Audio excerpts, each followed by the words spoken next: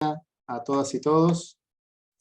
Ahí estamos grabando porque luego, como hacemos siempre, a la conferencia magistral del día de hoy, como todas las anteriores, la vamos a subir a la página web de la Defensoría General para que esté accesible a todas y todos. Bueno, entonces comenzamos una nueva conferencia magistral organizada por la Coordinación General de la Asociación Interamericana de Defensorías Públicas. El título de la conferencia que nos convoca el día de hoy es Contra las penas crueles, la pena de muerte y las prisiones perpetuas, que estará a cargo del doctor profesor Luis Arroyo Zapatero. Previo a pasarle la palabra a la doctora Martínez para que dé la presentación formal, solamente cabe, como hacemos siempre, agradecer a todas las defensorías e instituciones de la IDEF que componen la IDEF por difundir esta actividad. Llegamos a una convocatoria de 450 inscriptos, así que muy buena convocatoria. Les pedimos por favor que mantengan los micrófonos apagados, que los controlen, que no se enciendan de manera automática porque corta la conferencia. En la medida de lo posible recomendamos que tengan las cámaras encendidas. Y también por último ahora vamos a poner en el chat el link del formulario de inscripción, el formulario para que completen sus datos para otorgar el certificado de asistencia. Así que bueno, sin más, entonces le cedo la palabra a la doctora Martínez para que lo presente al doctor Arroyo Zapatero. Adelante, doctor. Muchas gracias, Sebastián. Muy buenas tardes a todos y a todas. Hoy tenemos el inmenso honor de contar con el doctor Luis Arroyo Zapatero, un gran amigo mío, pero además, sobre todo, un gran amigo de la defensa pública, tanto Argentina como de otros numerosos países del continente. El doctor Arroyo Zapatero es un jurista español especialista en Derecho Penal Internacional. Es catedrático de Derecho Penal de la Universidad de Castilla-La Mancha, de la que actualmente es rector emérito, pero fue rector de esta universidad desde 1988 hasta el año 2003. Fue profesor e investigador de distintas universidades. Fue director del Instituto de Derecho Penal Europeo e Internacional. Desde 2002 es presidente de la Société Internationale de Défense Sociale. Es miembro correspondiente de la Academia de Ciencias Morales y Políticas de Francia, el francés no es mi fuerte. Es miembro del Consejo de Dirección de la International Society of Criminology, es miembro del Consejo Científico Asesor del Instituto Max Planck de Derecho Penal Extranjero e Internacional. Sus publicaciones se han centrado fundamentalmente en 4 campos: la protección penal del ser humano en el trabajo, el derecho penal económico, el derecho penal europeo y las relaciones entre derecho penal y Constitución. Sus publicaciones tienen una especial preocupación por el derecho comparado y el derecho comparado de los países europeos y latinoamericanos, así como sobre la abolición o moratoria universal de la pena de muerte. Entre sus libros cabe mencionar Manual de Derecho Penal del Trabajo, Estudios de Derecho Penal Económico, coautor de Lecciones de Derecho Penal Parte General, Hacia la abolición universal de la pena capital, Contra la crueldad de la pena de muerte, Metáfora de la crueldad, la pena de muerte desde el Marqués de Beccaria al tiempo presente, y de los delitos y de las penas entre España y México. A lo anterior se suma una 50 de artículos científicos, algunos de ellos en alemán, francés, italiano, portugués, inglés, japonés y rumano. Por último, cabe destacar que fue homenajeado en distintas universidades. Entre algunas de ellos menciono los siguientes homenajes: la Medalla de Honor de la Universidad Complutense, la Medalla de Oro de Castilla-La Mancha, la Cruz de Honor de San Raimundo de Peñafort del Ministerio de Justicia, fue becario y también insignia de oro de la Fundación Alexander von Humboldt y doctor honoris causa por la Universidad de San Cristóbal de las Casas de Chiapas, la Universidad Federal del Estado de Río de Janeiro, la Universidad Argentina Kennedy de Buenos Aires, la Universidad de Morón de Argentina y la Universidad de Balaya en Târgu-Viste, Rumanía. Es un honor, vuelvo a repetirlo, contar hoy con tan ilustre jurista para que nos brinde la conferencia magistral. Muchas gracias, doctora Arroyo Zapatero. Muchas gracias a la defensora de la República y el honrado soy yo. Para un español de mi época, nuestro mundo era América. No había más. Para ir a otros mundos había que aprender otras lenguas. Las aprendimos, pero eso siempre... Decía un español que realmente España y los países americanos, desde las independencias, dejan de tener relaciones, entre otras cosas, relaciones universitarias o académicas, hasta los años 20, ¿no? del siglo pasado. Y uno de los primeros que fue allí, que era un catedrático de lengua y literatura española, al volver hizo un resumen. Dice, miren ustedes, aquí en este país nuestro sale uno de Madrid y a las 4 horas ya hablan otro idioma, o un español tan raro que no lo entendemos, por ejemplo el de Sevilla. Pero hablan catalán, hablan gallego, hablan vasco. En cambio, viajamos 3 semanas o 2 en los grandes barcos que cruzaban el Atlántico, llega uno a otro continente y el que hablen todos en castellano, en español, me produce una sensación física impresionante. La que a mí me produjo en mi primer viaje a América, que fue a Chile, al Chile de Pinochet, a sacar a un abogado que se les había dificultado el matarlo a los escuadrones de la muerte, y yo, insensato, con Verdugo, el catedrático de Salamanca, nos fuimos allí a sacarlo. Y nos subieron, porque había un día que no había nada que hacer, a los Andes. Y allí tenía la Vicaría de Solidaridad pues un campamento, una especie de pobladito con lo que llamamos pueblos originarios, los completamente originarios. Y fue muy impresionante cuando de repente dijeron algo que a mí siempre me ha aterrorizado, a pesar de lo que se esforzó mi padre. Vamos a cantar algo. Y yo soy malísimo, ¿no?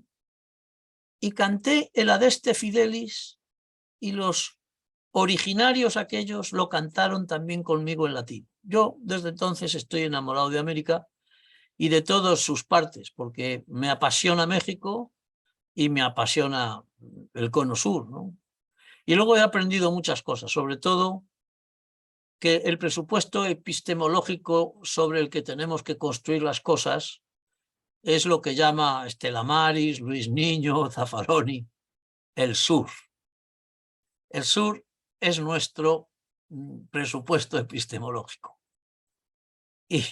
Y yo es que si no lo hacemos así no entendemos. Aquí hace unos meses España reclamaba la entrega del expresidente del gobierno catalán que quiso dar un golpe de Estado y estaba refugiado en Bruselas. Y pidieron, para decir que no, un informe sobre las cárceles españolas, pensando que serían como las rumanas, ¿no? Pero lo que no sabían es que nosotros habíamos estado demasiada gente de la que hemos elaborado el presente de España en la cárcel. Y que lo primero que hicimos cuando llegó la democracia fue hacer todas las cárceles nuevas. Incluso alguna inaugurada por el que ha entrado recientemente un conservador corrupto que ha inaugurado personalmente la cárcel que inauguró siendo secretario de Justicia de la Comunidad de Madrid. De manera que si se habla desde la perspectiva del norte, pues se encuentra uno con que pueden estar todas las cárceles nuevas, recién terminadas. Y no sería justo hablar así para ese inmenso territorio que empieza al menos en Río Grande y termina más abajo de Ushuaia.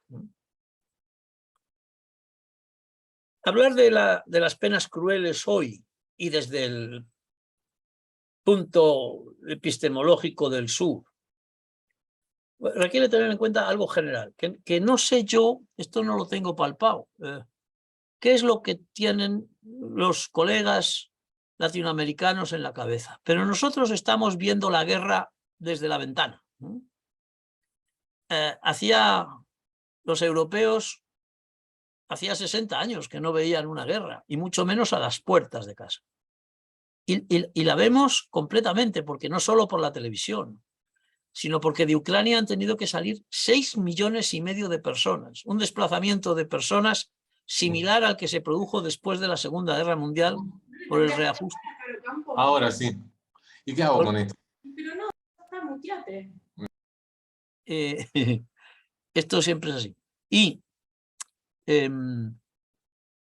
esto que nosotros vemos todos los días lo vemos también en nuestras casas. Adán Nieto, mi colega de la universidad, tiene en la casa que ha dejado la muerte de sus suegros, tiene alojados una familia entera de ucranianos.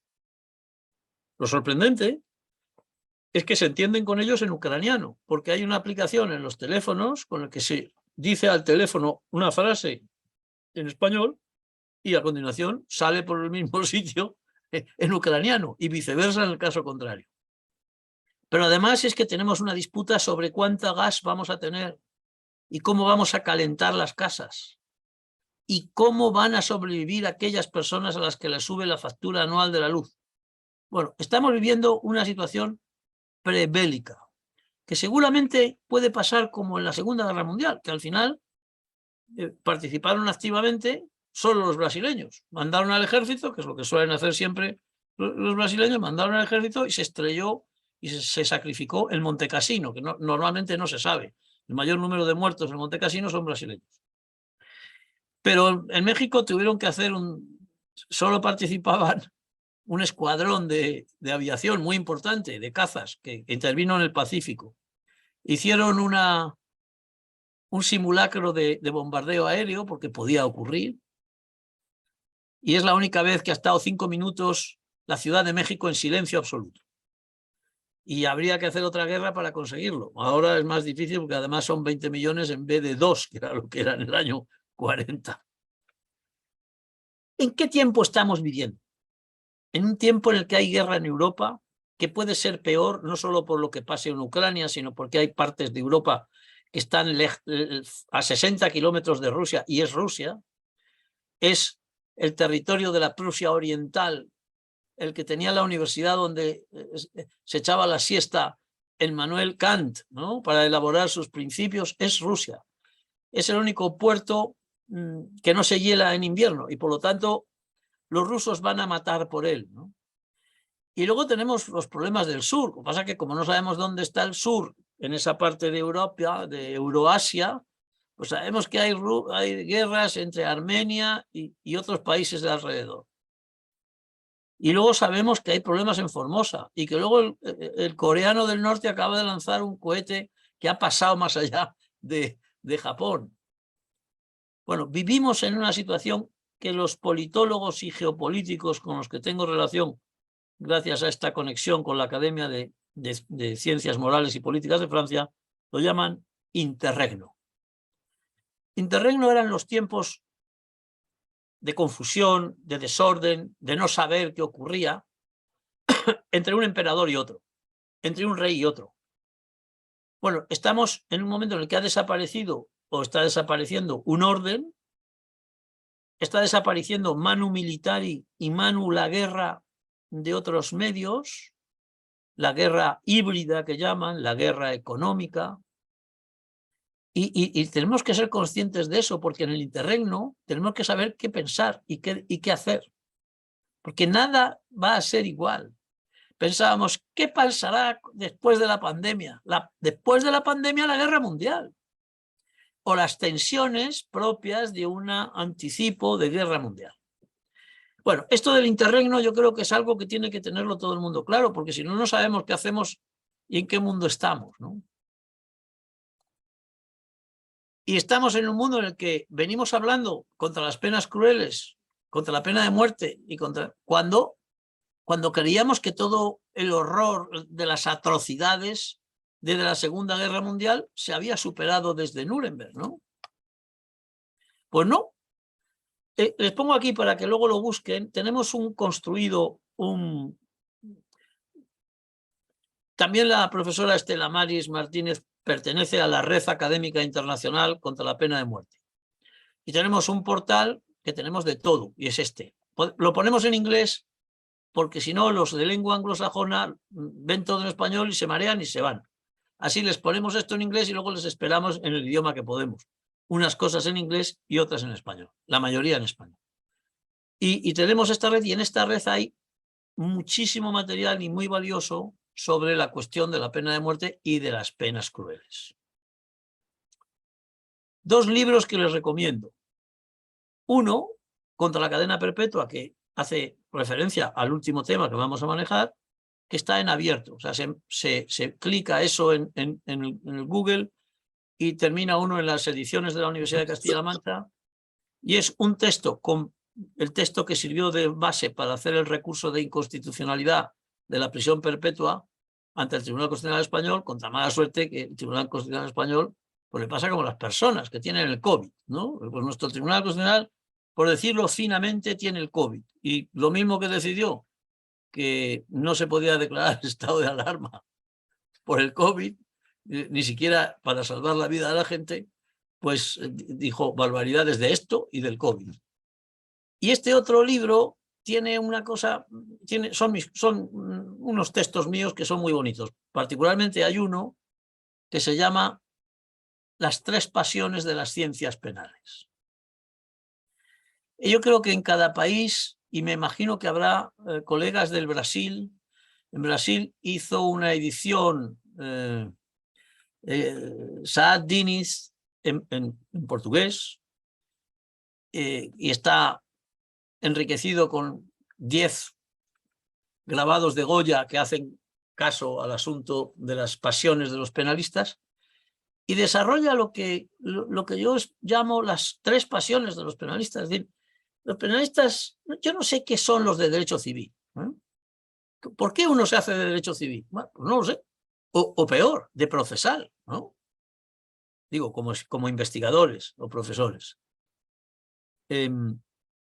Pero dedicarse al derecho penal, a la criminología, requiere alguna patología. Y esa patología es la pasión que yo identifico 3. La primera, que fue la pasión por los derechos humanos, que es Beccaria y todo lo que ha significado él y lo que hemos seguido construyendo en derechos humanos y derecho penal. En segundo lugar, es la pasión por la ciencia. Los de derecho no somos menos. También entendemos qué es eso de la epistemología de las cosas, ¿no? Y ahí hemos tenido un largo recorrido, lo que se llamó el positivismo criminológico y luego el positivismo jurídico.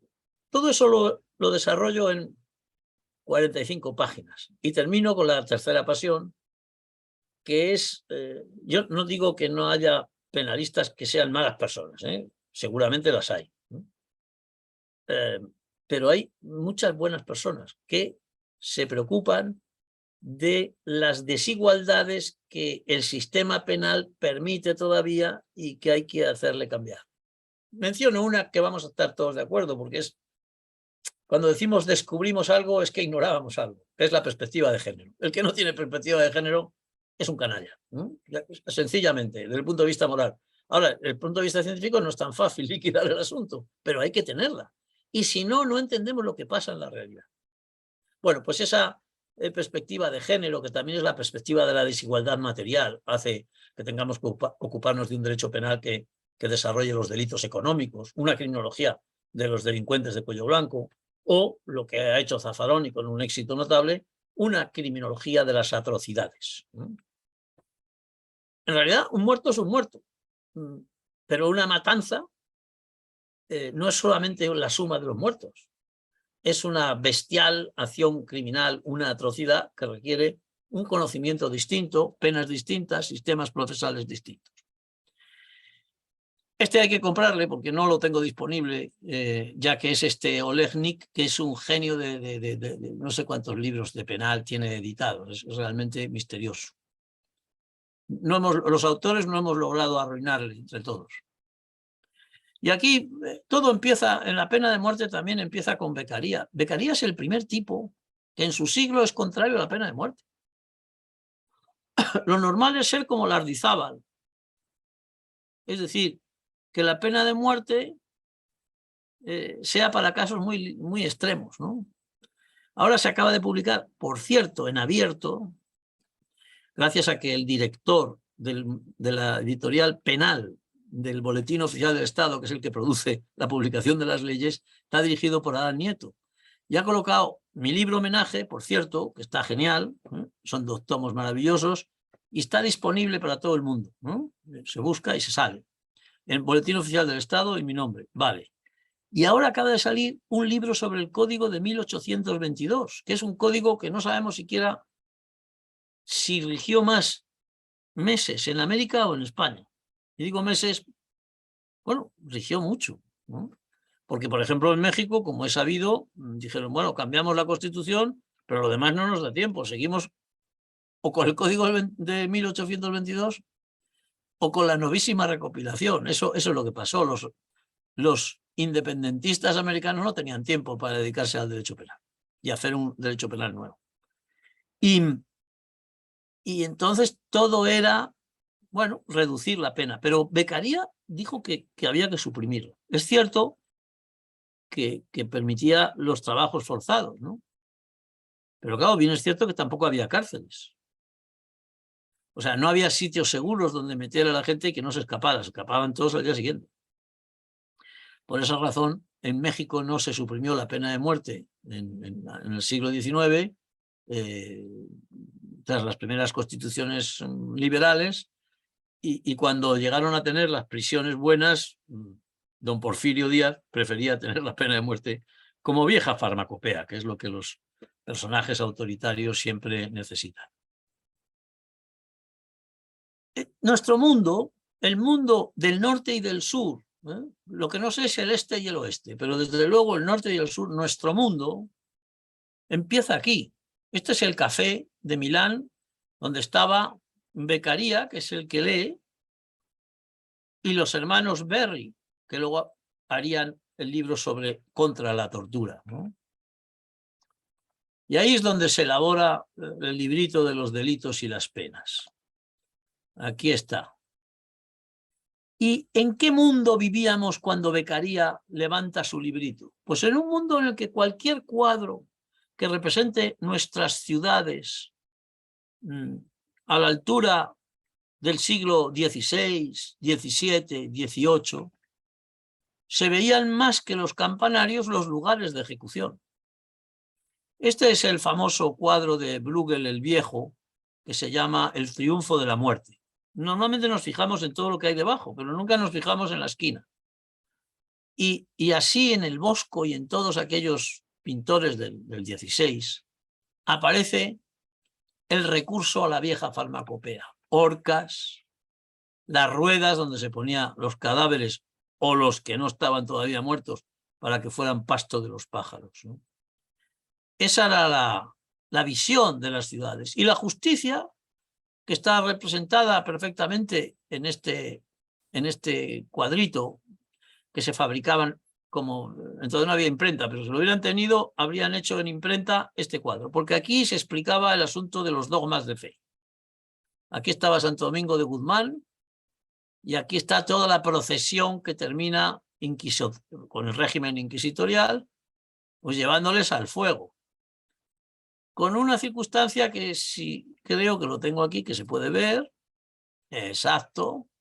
Aquí tenemos a los que caminan con su delito puesto aquí. Aquí están los que van a ser ejecutados al fuego. Pero les vemos aquí porque incluso la Inquisición, a los que se arrepentían, no a los que no se arrepentían, los que no se arrepentían los quemaban vivos. Pero a los que se arrepentían les daban muerte, les afogaban, decían, les ahogaban. Era una especie de garrote, era una cuerda que se giraba un mando y entonces terminaba o bien ahogando o bien rompiendo, ¿no? Que es lo que hace el garrote real, propiamente, como veremos luego, ¿no? Este es el garrote. La vida jurídico-penal desde entonces es el trabajo por encontrar un método de ejecución menos inhumano que el que se tenía. La horca tenía una mala fama tremenda. ¿Por qué? Porque se hacía además en público, con la familia allí, el público tal. Es muy difícil representar el público. Fíjense que en estos trazos está representado el público típico que acude a las ejecuciones capitales a reír, a llorar, a robar lo ajeno o a pensar que qué barbaridad, ¿no? Cuando llegan los franceses a España, en la invasión, establecen como norma el modo de ejecución que se aplicaba solo a los nobles, el garrote, en vez de la horca. La horca producía una rotura, soltura de esfínteres y todo aquello era un desastre. Se consideraba una pena infamante. Fíjense qué cosa tan curiosa. Entonces, pues los españoles se deciden por el garrote, los franceses se deciden por la guillotina, ¿no? Goya es el mejor representante de las crueldades del sistema penal de esos siglos, ¿no? hasta 1800, ¿no? Claro, hasta 1830 que vive Goya. Aquí se le da garrote y fíjense en 4 trazos cómo representa la multitud, esa multitud a la que antes hacíamos referencia, el agarrotado con un crucifijo en la mano, el verdugo haciendo fuerza. Goya es eso, la fuerza de la invención, de la representación, y los que luego van a llevar al cadáver a su sitio.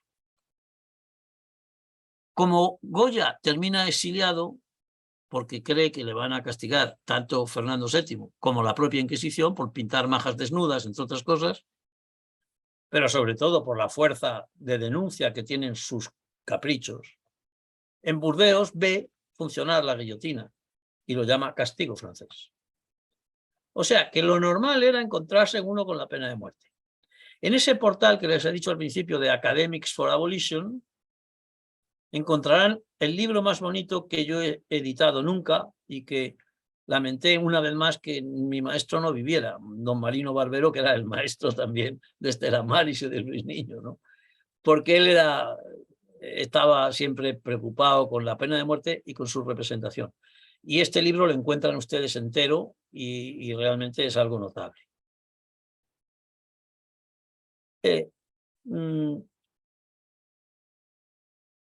Este es un garrote, pero un poco transformado, porque está en una silla de Enea. Este es un garrote encontrado cuando los americanos ocupan Cuba, que no la liberan, la ocupan, encuentran este garrote y lo representan. Y en homenaje a los abogados defensores brasileños, me permito traer aquí con mal la luz un grabado de Cándido Portinari alusivo a la ejecución en la horca de Tiradentes, que es el primer independentista brasileño. Aquí el detalle, ¿no?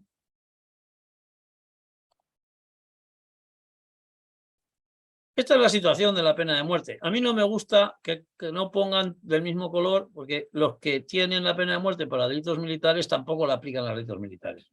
En realidad, en el mundo hay mucha confusión, pero ni siquiera en Rusia. En Rusia el otro día decían un diputado que había que volver a imponer la pena de muerte porque ellos la suspendieron, hicieron una moratoria y el propio Tribunal Constitucional ruso acordó que la moratoria era legítima, a pesar de que la Constitución preveía la pena de muerte, pero pedían para los que habían resistido en Mariupol, ¿no? Y en realidad, en todo el espacio europeo, el único país que mantiene la pena de muerte es Bielorrusia. El único. Y se ejecuta con la misma pistola. El que tenía la pistola huyó, el director de una prisión de alta seguridad, huyó y se refugió en Berlín porque se había dado cuenta de que le había pedido la pistola el presidente de la República y a continuación habían matado a alguien. O sea, que había ejecutado a alguien el propio presidente, posiblemente con su propia mano, porque los dictadores tienen muy malas costumbres. Y América, salvo Estados Unidos, Guatemala y Cuba y unas islas del Caribe de tipo o de cultura anglosajona, ¿no? De la Commonwealth, diríamos, o sea, de Carlos III. Y África es un país, es un continente en cambio en todo. Ahora con la guerra, pues no sabemos qué va a pasar, porque si no hay para comer es muy difícil civilizarse a uno mismo, ¿no? Termina uno comiéndose al de al lado. pero África era el país en el que más aboliciones de pena de muerte se estaban produciendo. En la India estaban cercanos a la abolición cuando empezaron a conocerse al menos las violaciones de mujeres masivas por grupos en los autobuses, etc. China ni siquiera es capaz de decir a cuánta gente ejecuta. Pero Mongolia ha abolido la pena de muerte, ¿no? Kazajstán y todos estos países que hay, unos han abolido la pena de muerte. O sea, en 1945 solo 12 países había en el mundo que hubieran abolido la pena de muerte, entre ellos Portugal. Y algunos países sudamericanos que no ejecutaban más que en justicia militar, ¿no?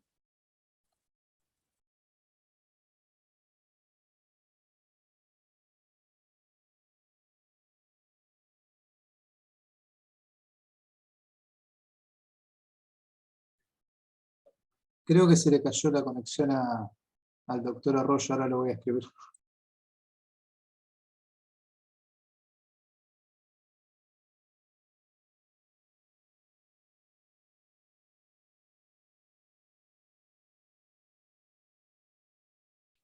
Así que ahora lo ¿Y me pongo. ven la pantalla? Sí, no, ahora lo voy a convertir en confitrión. Ahí está, ahí va a poder compartir el PowerPoint.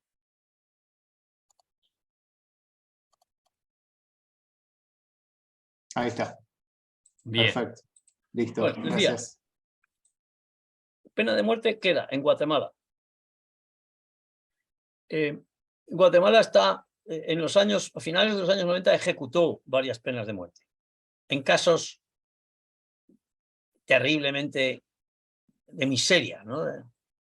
De miseria de los autores o de los condenados, porque no se sabe si eran los autores, y de miseria del Estado, porque los fusilaron, grabaron en televisión y lo pusieron en las noticias, ¿no? Bueno, esto ha terminado en la Corte Interamericana y recuerdo que fue precisamente la Defensoría la que instó el que yo fuera uno de los peritos. Entonces es la primera vez que yo he sido perito en la Corte Interamericana gracias a la Defensoría Argentina que me propuso a la general, ¿no? Con colegas argentinos y de Haití, de Santo Domingo, perdón.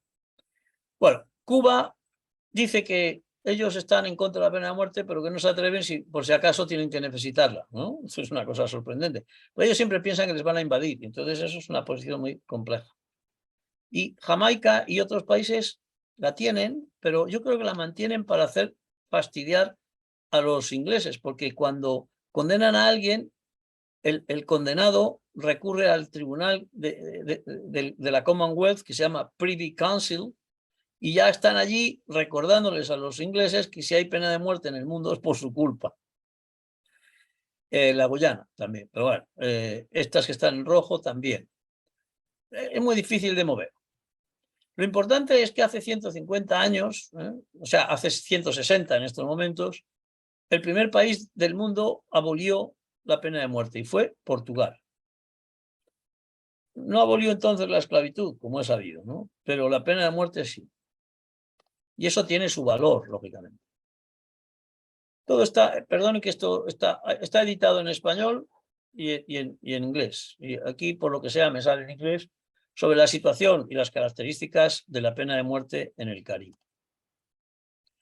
Y luego hay gente que es partidaria de que vuelva la pena de muerte. Esto es un partido, el Partido de los Verdes mexicano, porque nos interesa tu vida, pena de muerte para asesinos. Yo creí que esto lo ponían para asustarme cuando yo llegaba al aeropuerto de México. Pero no, es un partido que ha gobernado con el PRI en coalición y que mantienen esta barbaridad. Pero en Perú, cada vez que hay elecciones, todos proponen volver a la pena de muerte. Pero claro, los países que son parte de la Corte y de la Convención Americana de Derechos Humanos tienen prohibido volver a recuperar la pena de muerte si la han abandonado. Entonces no pueden volver, ni esto ni ninguno. Para volver tienen que renunciar a la convención. Y a esto no se atreven. Algunos se atreven a salirse de la corte, pero no a salirse de la convención. Las convenciones europea y americana son trasunto de la Declaración Universal del año 48. En el año 48 no se pusieron de acuerdo sobre qué había que hacer con la pena de muerte y no la mencionaron.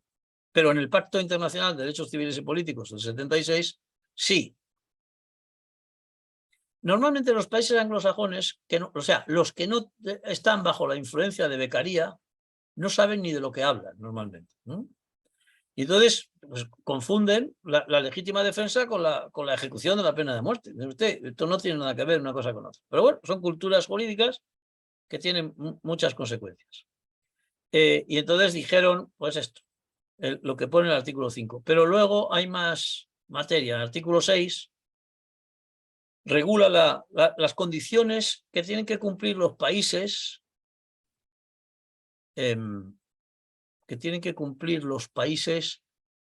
que mantienen la pena de muerte. Eso se llaman salvaguardias. Para los que tienen cerca el derecho internacional, que posiblemente en la defensoría, entre los defensores haya muchos, las limitaciones que se llaman salvaguardias son jus cogens, ¿no? Es decir, ningún país cumple la convención si ejecuta la pena de muerte por delitos que no son delitos contra la vida, por ejemplo, por conductas homosexuales, por quitarse el velo, por blasfemar. Esas son conductas excluidas. Lo mismo que los menores de 18 años, mujeres embarazadas. Pero les llamo la atención sobre... y los países que ejecutan la pena de muerte las ejecutan precisamente violando esto, la mayoría. En Estados Unidos, desde la primera resolución de su Tribunal Supremo, solamente condenan inocentes, como es sabido, ¿no? Los 275 inocentes condenados que se ha sabido después, ¿no? Y algunos otros. Pero les gusta más... ¿Sí? Les gusta más, ciertamente en el momento actual, la cadena perpetua sin remisión, sin libertad condicional. Es otro problema al que llegaremos luego. Safeguards, las salvaguardias. Un libro editado en la versión en castellano de David Garland, que todo el mundo seguramente conoce por su sociología criminal. Y este asunto que él hace en este librito, Una institución peculiar, la pena de muerte en los Estados Unidos, es una sociología penal de Norteamérica muy importante y que ayuda mucho a entender cómo es, y todo ha ido a peor, ¿no? Con la división de la opinión pública americana en dos sectores irreconciliables, pues es una institución peculiar y terrible porque expresa muy bien. Decía antes, las sociedades en todas partes han intentado encontrar los métodos más humanos. Aquí se ve cómo han ido variando los tipos de ejecución hasta que descubrieron lo que pensaron que era lo ideal, ¿no? El fusilamiento, colgar, estudiaron el garrote y la guillotina. La guillotina, la verdad es que no estaba pensada para ejecutar en el mes de julio en París a 20 o 30, porque entre las moscas y la sangre aquello era un asco completo. La gran novedad fue la electrocución, que es fruto de las grandes eléctricas que tenían que demostrar que eran capaces de controlar la carga eléctrica. Y entonces Edison se ofrece a demostrar que se puede hacer una ejecución limpia solamente con electricidad, ¿no? Y así se prueba y así se establece en Estados Unidos, fíjese, el gris, la cantidad de ejecuciones que hace durante muchos años. Pero luego, claro, como todo el mundo se entera de todo cada vez más, pues se vio que a los que electrocutaban, a una buena parte de ellos les salía el fuego por la cabeza, por las orejas. O sea, aquello era peor que la muerte por la Inquisición sin previo ahogamiento, ¿no?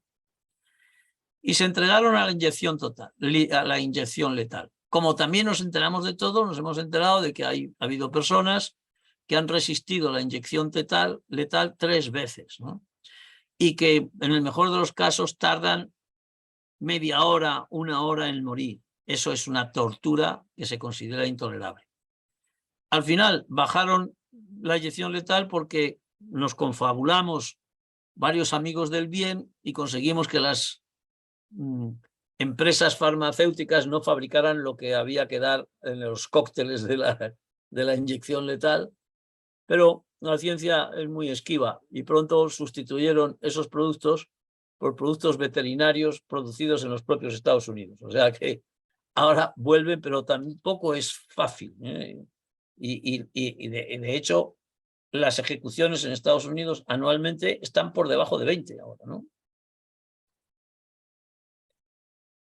¿Qué vemos donde se ejecuta la pena de muerte? Pues que hay el sesgo racial y el sesgo de clase, ¿no? Hay mucho más pobres de los que corresponden en proporción, como aquí se ve.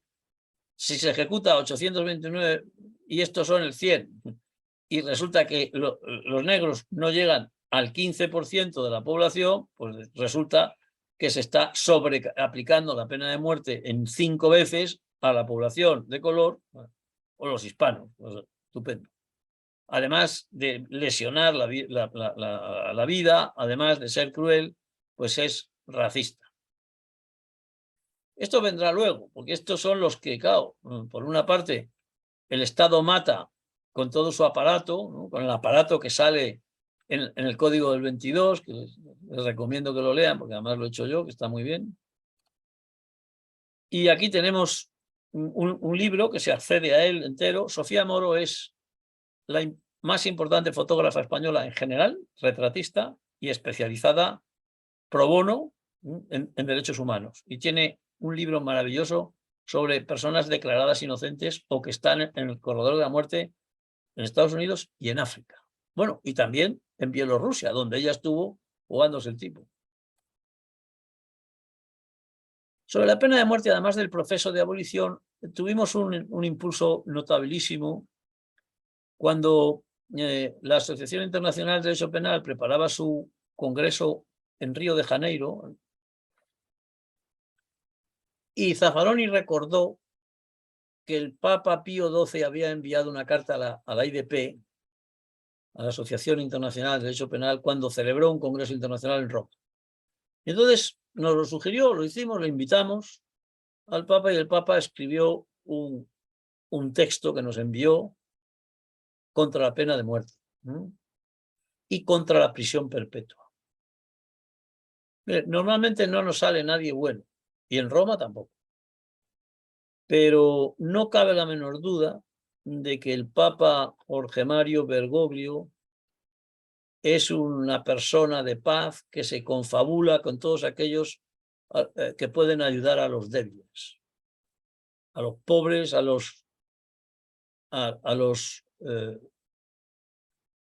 se llaman en Argentina de un modo distinto a como llamamos aquí, a los descartados, ¿no? Él dice, ¿no? Y es el crítico de algo que parece mentira que todavía hay gente que lo defienda, que es este capitalismo moderno que tenemos, que ha acabado con todo, con los derechos, que ha generado crisis más grandes que la del 29 y que además, a diferencia del 29 o del 39, no ha respondido nadie. Ni un solo banquero de Wall Street ha ido a la cárcel en la crisis del 2010, mientras que en la del 1988 fueron 1000. ¿No? O sea, la impunidad es un rey. Para mí fue una suerte, porque yo estudié en los jesuitas y los jesuitas de mi época ya eran personas normales, no de los anteriores. Pero encontrarme con un papa que habla español, no se pueden ustedes imaginar la impresión que produce estar en el Vaticano, donde yo he estado con papas anteriores, y de repente un señor muy simpático, muy agradable, y que habla en porteño, como es lógico, y aquí está nuestro embajador actual de Argentina en la República Romana. De manera que él nos ha acompañado, tiene buen humor, se ríe con las cosas que yo le digo, cual es lo que espero que hagan ustedes. Se ríe siempre cuando me ve, es sorprendente. Claro que los zapateros tenemos muy buen carácter. Y el estado de la pena de muerte en el mundo se ve aquí, en este super libro de Roger Hood y Caroline Hoyle, que hemos traducido al español, con participación también de colegas argentinos, y que informa de todo y que pueden encontrar. En ese portal que he iniciado al principio de la conferencia, el Academics for Abolition, están estos libros completos, ¿no? El del Papa, Esta es la Comisión Internacional que creó el presidente Zapatero. Este es Roger Hood, el autor de ese libro, que era tal. Este es el tipo más importante trabajando jurídicamente y criminológicamente contra la pena de muerte en el mundo, que es William Savage. Estos son miembros de la Comisión Internacional, con Badinter. Claro, hay muchos países que no tienen pena de muerte. ¿Pero qué pasa? Que la policía mata a todos. Es el problema del gatillo fácil, ¿no? Que en ocasiones es una política de Estado. Este es Duterte, el que acaba de dejar de ser presidente de Filipinas. Ya anunció cuando tomó posesión que iba a matar a todos los traficantes. Y mató 15.000 en el primer año, ¿no? Donde más gatillo fácil hay es en Brasil. Bueno, lo de México no se sabe si es... Esta es una penalista muy valiosa que estudia este asunto que se llama el índice de letalidad policial. Mire usted, deme el número de policías heridos y deme el número de presuntos delincuentes muertos. Y ahí sale una proporción. Y es terrible. Es que en algún sitio lo he mencionado. Esto lo manejo mal. Aquí estarán los artículos. Keimer Ávila es un criminólogo venezolano que allí también tiene tarea, ¿no? Y lo estudia muy bien. Claro, a veces tampoco se sabe cuántos homicidios hay, entonces es muy difícil todo, ¿no? Pero hay una tentativa de hacer un protocolo interamericano, que se llama el Protocolo de Bogotá, para homologar los datos en el continente y saber quién mata más y quién mata menos, ¿no? Fíjese qué dato. El ejército, creo que es el año 11, ha sido objeto de 1.840 agresiones armadas. 2.137 civiles fallecidos y 2.000 detenidos. O sea, matan más que detienen. Ya, es que son muy peligrosos, lo creo, ¿no? Ayer la noticia era que los narcos habían... Felipe, calla. Habían asaltado un municipio, habían matado al alcalde y a 15 personas más, ¿no? El problema de la seguridad pública y de los traficantes y del narco en México es cataclismático, ¿no? En Brasil es una política del Estado que Bolsonaro santificó, ¿no? Hace poco, como digo, siempre que decimos hemos descubierto, bueno, pues aquí la BBC descubrió lo que ya sabíamos, que en Brasil no tienen pena de muerte, pero ejecutan más que nadie en toda América, ¿no? En los 20 países del mundo que todavía tienen la pena de muerte, ejecutaron a 676. No contamos China porque no sabemos cuántos son. En el mismo periodo, solo en el estado de Río de Janeiro y Sao Paulo se mató a 961 personas, mucho más que las ejecuciones en el resto. Esto lo hace Zacone, que es hay que ver si ha sacado su escaño de diputado. Este es diputado o era diputado y es especialista en seguridad pública y yo creo que jefe de policía. Y hace una defensa notable de la policía y sobre todo hace una crítica a la ferocidad de la policía, claro. Y lo que se sabe es otra cosa. Esto ya es análisis sociológico. Si la policía es más violenta, la sociedad es más violenta. Así es la vida. Y por eso es bueno que el Estado dé ejemplo de contención, de tal manera que la gente se acostumbre a no ser violento en esos extremos. Esto es... Claro, sí, y luego es otro problema. Miren ustedes que matan a muchos policías. Sí, pero de cada 10, 7 no estaban de servicio, estarían haciendo otra cosa, seguramente el crimen. O sea, que no hay pena de muerte, pero hay ejecuciones extrajudiciales. Y eso tiene que ser objetivo de cualquier organización de derechos humanos, incluida la Defensoría, como es lógico, ¿no? Porque al final solo las grandes organizaciones son capaces de incidir en esta materia. No es fácil, ¿eh? Esto roza el campo de las competencias políticas, pero aquí estamos. Y vamos a pasar a las cárceles, ¿no? Claro, podemos pasar del norte al sur. En Holanda, como no tienen presos, porque cada día hay menos delitos, alquilan sus cárceles a otros países porque que tienen problemas de sobrepoblación penitenciaria. ¿Qué pasa en América? Bueno, ustedes lo saben mejor que yo. Hablemos de Ecuador. ¿Por qué hay esas matanzas en Ecuador de presos sobre presos? Porque el Estado ha renunciado a administrar las prisiones y las administra el crimen organizado, y el más fuerte domina y chantajea y extorsiona a todos los demás, y cuando hay malentendido pues se matan unos a otros. ¿Quién es responsable de esto? Los gobiernos, que han dejado que eso vaya por ese camino. Esto hay experiencias suficientes en Ecuador, y en este artículo se cuenta muy bien: pánico, violencia y crisis en las cárceles. Esto está ya... las cárceles son espacios, en Latinoamérica suelen ser espacios de tortura, no todas, por supuesto, pero el riesgo de ir a una cárcel...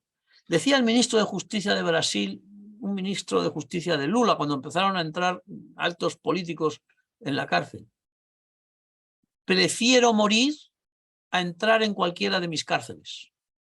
En algún sitio tengo apuntado el nombre, pero se lo buscan y sale en internet. Esta es la realidad. Entonces, claro, tenemos que saber que cuando hablamos de derecho penal y de cárceles, estamos hablando del infierno, y que hay que hacer esfuerzos para tener unos sistemas sin necesidad de que haya una dictadura de la que salgamos y los que hemos estado en la cárcel hagamos un sistema penitenciario nuevo, ¿no? No es necesario pasar por las dictaduras. No es fácil en épocas de crisis y demás, pero lo que es más fácil es que haya un desentendimiento, que es lo que produce. Los americanos del norte se ocupan mucho y tienen un sistema espectacular, espectacularmente bestial. Este cuadro, aunque se queda en el 2006, seguiría subiendo, que es cómo ha cambiado, sin cambiar la población, con la misma población, cómo cambian los presos y por qué. Naturalmente que el tráfico de drogas y demás ha intervenido mucho. ¿Y qué cárceles tenemos? Pues a veces tenemos las mismas cárceles que denunció Goya. Los norteamericanos utilizan una cosa que no la tengo aquí ahora en la foto, me da la impresión, que son los grillos, que impide correr, y obliga a ir. Bueno, pues esto decía Goya. Bueno, si las cárceles en la época de Goya no eran cárceles para privar de libertad, sino en espera de la ejecución o del destierro. Y decía Goya abajo de una de estas: si ha de morir, que muera pronto, ¿no? Claro, fíjense la carga irónica que tiene eso. Y claro, cuando se persigue a la gente, pues la verdad es que se les persigue con saña y con crueldad, pues no pocas veces ocurre que se persigue al disidente. No siempre, en democracia menos. Pero este está muy bien puesto, por descubrir el movimiento de la tierra. Son las anotaciones que hacía Goya en sus propios ejemplares, ¿no? Estas son las cárceles de América Latina, de algunos países.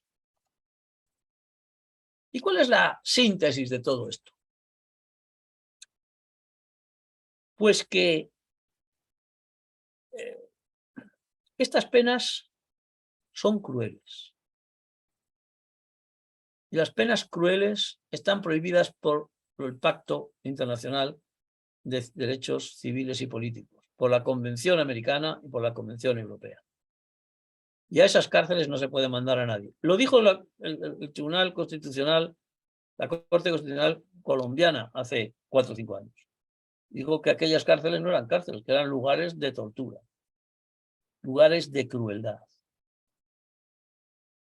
Tan cruel es la cárcel esa como... ¿Por qué decimos que no se puede aceptar los latigazos? Porque es cruel. Este es el artículo 7 de la Convención del Pacto Internacional de Derechos Civiles. Nadie será sometido a torturas ni a penas y tratos crueles, inhumanos, degradantes. Creo que hay que tener una catalogación de las prisiones en cada país para poder argumentar las defensorías públicas esta cuestión, estas objeciones a las cárceles, a las penas de cárcel, establecer las posibles escapatorias de la gente. Este libro también está en abierto, Metáfora de la pena capital, ¿ya? Lo que no se puede negar es que hay mucha criminalidad. Esto es el índice de homicidios. El índice de homicidios más alto del mundo está en Sudáfrica y aquí en Centroamérica, en Guatemala, El Salvador, y no se sabe qué hacer. Y hacen barbaridades también. Y esto es América. Y América es un espacio lleno de problemas, pero también de aspiraciones. Fíjense los problemas que tienen muchos países americanos, todos, unos más y otros menos. Pero en todos rige un principio que se ha excluido en las prisiones perpetuas, el principio de esperanza. Esto lo ha dicho el Tribunal Europeo de Derechos Humanos y lo ha dicho el Papa. Las penas que no admiten que el preso tenga esperanza, ya sea por la duración indefinida o muy larga, o ya sea porque va a lugares de muerte, además de ser tortura, deben ser evitadas.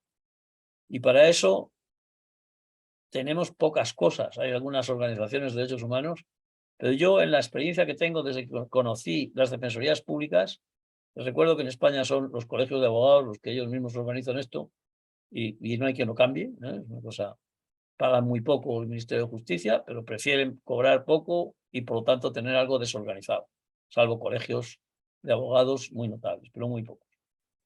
Y en América tenemos depositadas todas nuestras esperanzas. Hay un librito que no sé por qué, no lo he puesto aquí, quizás salga ahora. No. Acaba de salir, lo voy a mostrar por la cámara. Este libro,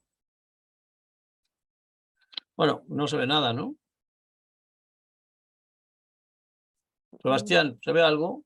No se ve, Se no ve se por ve. la, Se por la llama, luz. No sé, acaba de salir ayer, Cadena Perpetua, un análisis global desde los derechos humanos, de Dirk Van Zyl Smith y Catherine Appleton, con un prólogo mío y una introducción larguísima y buenísima que se llama La cadena perpetua en América Latina. La autora me ha encomendado que si alguien desea editarlo, que se lo envía para que se edite. No hay una visión de conjunto de todos los países americanos. Y aquí están materiales para lo que es la lucha contra la crueldad. Y yo creo que estamos pasando los 45 minutos, Sebastián. Y sí, te voy pero a pedir... no hay ningún problema. Puede continuar No, unos minutos más. te digo, con esto podemos dar por terminado esta cuestión. Únicamente tendría que añadir. En España recurrió un grupo parlamentario con ese libro que yo les he enseñado y que está en abierto en la editorial de la universidad al Tribunal Constitucional. No consideró inconstitucional, pero la Corte Constitucional de Colombia sí. Precisamente unos días antes estaba yo preparando una intervención en un seminario de estos malditos online, de esto, ¿no? En vez de ir a Bogotá, pues me había invitado Velázquez a un seminario sobre prisión perpetua. Y ese día se adoptó la sentencia que anuló, que declaró la inconstitucionalidad de la... O sea, no hay que ir muy lejos para saber todos los argumentos que fundamentan la contrariedad, la inconvencionalidad y la inconstitucionalidad de la pena de muerte. Perdón, de la pena de prisión perpetua. Y con esa referencia a ese trabajo de la profesora de nuestra universidad, Beatriz, y a este libro, ¿no? Podemos dar por concluido esto y si hay alguna intervención, pues podemos enriquecerla con el debate. Bueno, muchísimas gracias. Pensé Eso que sí, iba a ser más extenso. Perdona, Sebastián, tienes que levantar acta de que he cumplido por vez primera en mi vida con los 45 minutos, que no me ha pasado como en Salamanca el otro día que me tuvieron que quitar el micrófono, literalmente. No, acá no lo íbamos a hacer porque la verdad que es muy interesante todo lo que está diciendo y ahí justo intervino una persona que le pareció poco y corto la exposición, así que está pidiendo más tiempo. No, muchísimas gracias, la verdad que interesantísima su exposición. Si les parece, entonces le paso la palabra a la doctora Estela Manes Martínez para que también haga sus reflexiones y sus palabras de cierre. Adelante, doctora, gracias. Muchas gracias, Sebastián, y por supuesto, muchísimas gracias, doctor Luis Arroyo Zapatero, querido amigo Luis. Por supuesto que esto es muy importante, no solo por tu nivel de conocimiento y todo lo que has luchado en contra de la pena de muerte y de todo tipo de tortura y penas crueles y contra la condena perpetua, sino también porque es importante trabajar con los defensores de toda América, porque bueno, somos nosotros los defensores públicos los que tenemos que insistir y luchar por la abolición de estas penas en toda la región.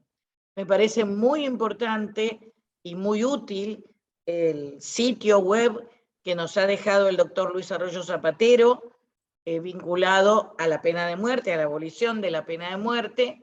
Los invito a todos a compartirlo y a integrarse y a informarse sobre esa red contra la pena de muerte.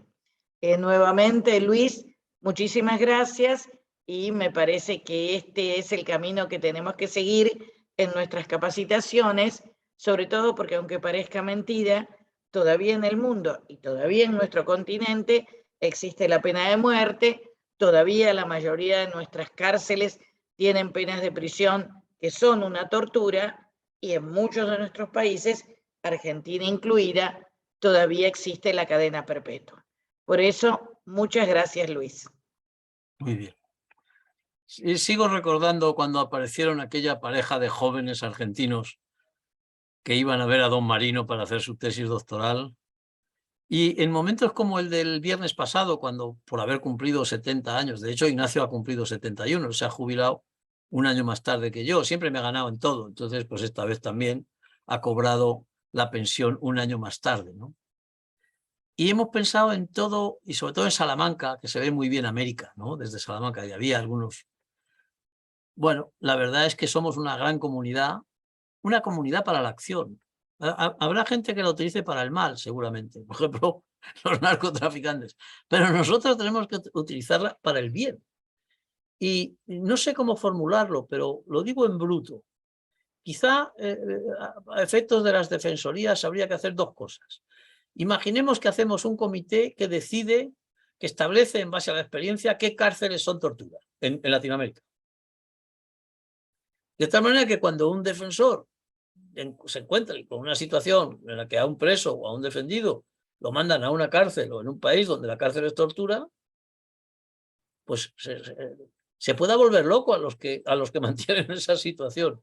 En Europa tuvimos un caso que por eso los que defendían al independentista catalán en Rumanía tienen un sistema de cárceles propio de Ceausescu, no propio de la Unión Europea. Y entonces, y ya no les daban la extradición. Y el Tribunal Europeo decía que no se podía dar la extradición a nadie, a un país en el que tenía unas cárceles que eran tortura. La solución ha sido buena, por una parte. Han hecho una cárcel buena para los que son solicitados que les extraditen a Rumanía y se comprometen a tenerles en esa cárcel buena. Bueno, por lo menos Rumanía tiene una cárcel buena. Pero ese es un mecanismo de dominó, porque al final nadie quiere tener las cárceles malas. Lo que les gusta es no gastar. Pero bueno, y si pudiéramos organizar una dinámica de esa característica que se pudiera incluir en la litigiosidad, que es en lo que sois expertos, ¿no? En los peritajes. Bueno, pues eso ya no es un problema solo de pena de muerte. La pena de muerte lo que pasa es que pone de manifiesto la arbitrariedad del derecho penal y su crueldad. Pero si no existe, pues hay que estudiarla para recordarla, ¿no? El día 10, mañana, o sea, el próximo lunes, es el Día Mundial contra la Pena de Muerte. El año que viene lo prepararemos con tiempo y podemos hacer una cosa transoceánica, ¿no? Un Día Mundial contra la Pena de Muerte. Aunque sean los países anglosajones o de influencia anglosajona los que mantienen la herencia viva, ¿no? Pero podemos pensarlo y hacer algo que sirva para mejorar la capacidad de litigiosidad de los organismos especializados como es esa nobilísima institución de la Defensoría Pública Latinoamericana. Muy bien, te tomamos la idea. Ya lo vamos a proponer a IDEF. Lo del comité te tomemos la idea. Y por supuesto lo de participar en la organización de un evento transoceánico el Muy año que bien. viene para la conmemoración del Día contra la Pena de Muerte, estamos encantados y por supuesto que podés contar con nosotros. Perfecto, muy bien. Y Bueno, nuevamente, muchas gracias. la pena es que ahora cuando esto termine no nos podemos ir a tomar un asadito. Ya vendrá la oportunidad. Con algún vino bueno, y el asadito se puede tomar en cualquier país de América, que eso tenéis una gastronomía extraordinaria, y el vino también, ¿eh? Y como hay que beber poco vino, pues estupendo, no nos falta más, ¿eh? Muchísimas gracias por su invitación. Bueno, Gracias. bueno, muchísimas gracias, don Luis. Así que bueno, de esta manera terminamos esta conferencia magistral y bueno, como dijo la doctora Martínez, ojalá en algún momento podamos tenerlo aquí presente y terminar de otra manera. Bueno, un fuerte abrazo, don Luis, y un saludo a todas y todos, y muchísimas gracias por su participación. Nos vemos entonces en 15 días en una nueva conferencia magistral. Muchas gracias.